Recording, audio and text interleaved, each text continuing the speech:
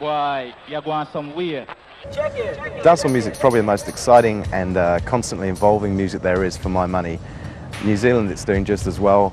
We're going to talk to two of the leading practitioners. The Mighty Asterix, who's been doing it since the early 80s and is probably the longest running toaster there is in this country, and also Bobbylon from the Halliday Picassos, the Clint Eastwood of New Zealand reggae. Good advice from the doctor. Good advice from the doctor. Go make you build up your structure. Good advice from the doctor. Asterix, can you tell us a bit to start off with about how you started? Well, that's a long story, but soon got a short show.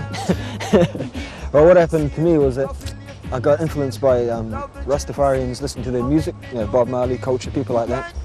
And so I already used to sing before that, you know, just not as a job or anything, but I already had the talent there, you know what I mean? So when I heard I had something to tell the world, you know what I mean? So that's basically how I started, you know what I mean? I got a message from hearing them, thought it was true. I know it is true.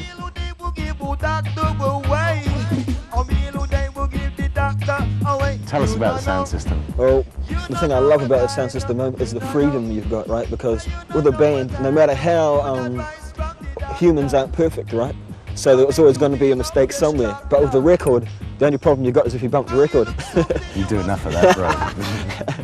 You just get excited sometimes and lack of stability, you know what I mean? We know that one. Yeah. And so it's like, it's never going to be a mistake, you know what I mean? Everything's perfectly in time, you know what I mean? You know, it's going to drop in and drop out.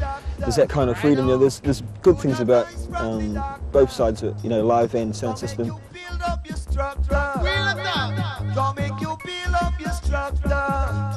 So obviously Rastafari is the central theme of your lyrics. What other sort of topics do you cover? Love is rock, of course. That's part of life, you know what I mean?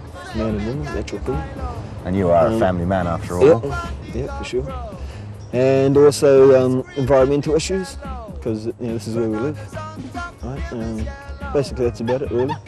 Not too much into singing, you know, lovey-dovey stuff all the time, because everyone else can do that. I'd rather educate people's minds, you know what I mean, to reality. Don't give me story from Walt Disney. Tell you about it each and every time. What will their answer be? So how do you feel when we say we're doing a gig and you see young folks out there growing locks with no knowledge of Rasta? Well, how does that make you feel?